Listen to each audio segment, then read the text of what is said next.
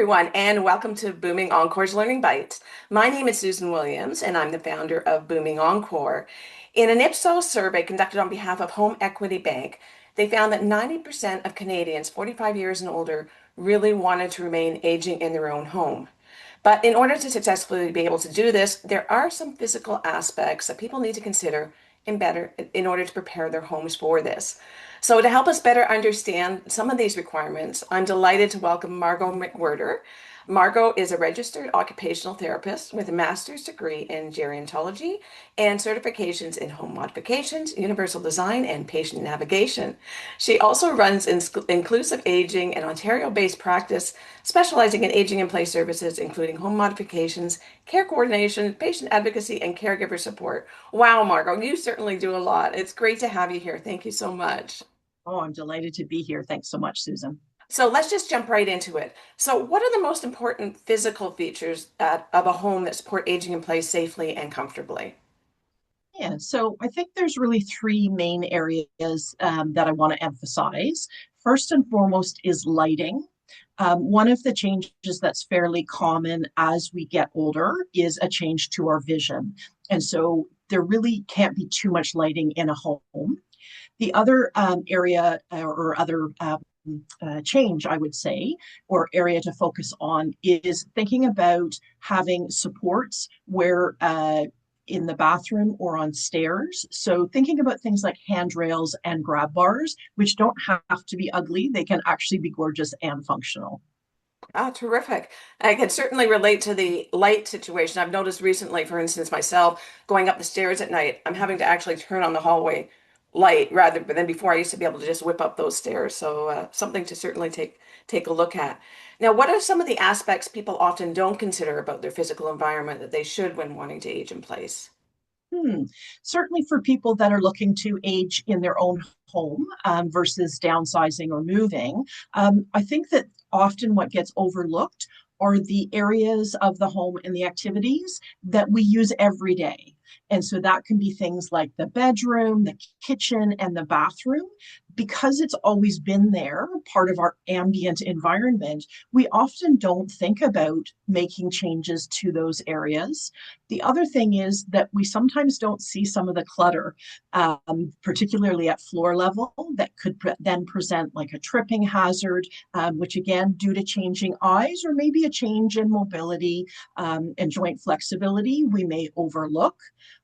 The other thing is that because we've always had the furniture in our home that we've always had, and it worked great for our younger selves maybe when we were raising a family, but may not be so age inclusive and age friendly if we have stiffening of joints and aches and pains. And so the foam in your favorite chair or sofa may simply cause the seating to be a little bit lower, and then you're having to work harder to get up and move, which is such an important part that we want to maintain that mobility as people are aging in the right place. Okay, so for instance, the bathroom, the bedroom, I kind of understand. But when you said the kitchen, what sort of things should somebody think about in their kitchen? So it can be really useful to think about how stable you are on your feet, and then how easy it is for you to maybe access storage, and whether it's cooking and baking or everyday, plates and glasses.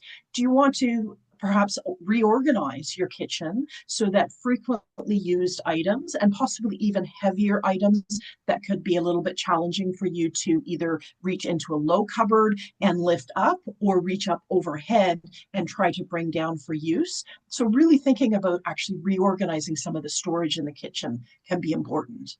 No, it's an excellent point because you kind of go through the day and not even think of these things until you actually need it, which is, Mhm. can sometimes be a little bit later than when you should have done it, which leads me to my next question. If you were to prioritize some things that you should change or think about first, what would you suggest? So I would definitely say that it is a bit of a honeydew or a to-do list. Thinking about maintaining the home that you want to support you into your later years. So maybe there's some home maintenance projects that you've been putting off and just haven't gotten around to, Also taking a look at both the interior and exterior aspects of the home. Are there cracks or chips on stairs outside? Is the driveway or the sidewalk in front of your home maybe not in great repair? Are there tree roots coming up through the lawn that, when you're walking across to smell the roses or whatnot, that might cause a tripping hazard? So think about the home maintenance inside as well as outside. And as well, getting back to that idea of creating clear paths of travel by reducing any sort of clutter or even sometimes furniture with edges or legs that stick out into the route that you're traveling from your bedroom to your bathroom or kitchen to the den. And then going back to that idea of increasing the lighting. And finally, another change that particularly for people that are planning ahead, whether or not they have a progressive health issue, or they may even just know that they're at some point going to have a joint replacement, so a hip or a knee surgery, where they may not be able to manage stairs for even a temporary period of time.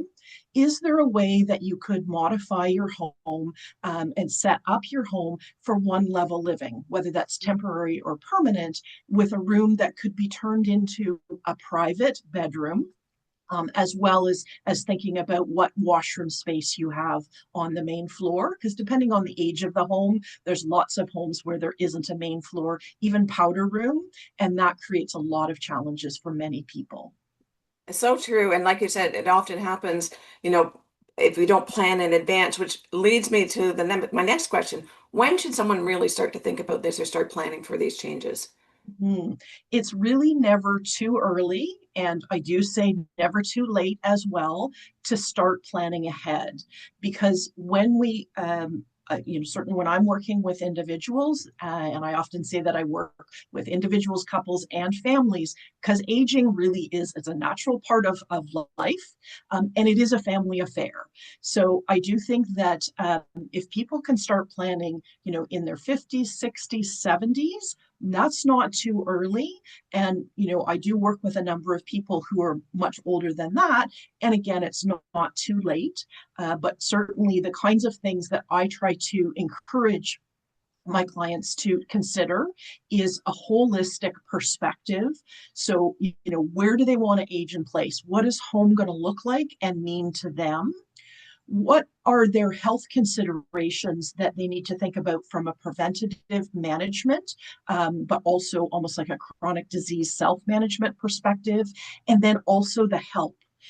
And it's so common for all of us, many of us, to be very fiercely independent and basically decline or refuse or shy away from maintaining relationships and thinking about reciprocal giving and receiving of help. And that's often to people's detriment. So the mindset piece is also really huge. And, what I often encourage my clients to think about is to accept help before you think you're ready, because then it works that resilience and that flexibility muscle. It's not a sign of weakness. What it says is, I am open to change and accepting help for the things that I need, but still doing the things that are important and that I'm still capable of doing. The other thing is that you want to take action and make changes, not only that your future self will thank you for, but also what your loved ones will thank you for. So that's like things like getting your documents, your passwords, your wills, your financial planning, your funeral arrangements, getting all of those things in place, organized, documented, and communicated, so that if, God forbid, there is a health crisis, a medical crisis that occurs, you and your loved ones aren't scrambling. You've had maybe some of those harder conversations, and you've taken the steps that everybody will be grateful for. Those are some excellent suggestions. Thank you so much, Margot. I really appreciate it. And I hope everybody enjoyed this and got some valuable information and it helps you live your best booming encore. Bye for now.